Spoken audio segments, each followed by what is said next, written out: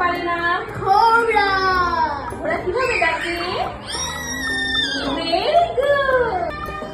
আয়াজ কোনটি হাঁটতে পারে না?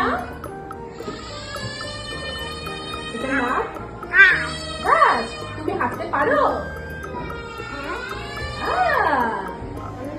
এটা কি করছে?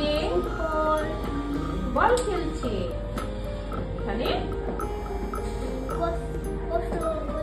গোসল করছে। এখানে খুকি। এখানে কি করছে? ডান্স করছে। তারপর এখানে কি করছে? লাফ দিচ্ছে। এখানে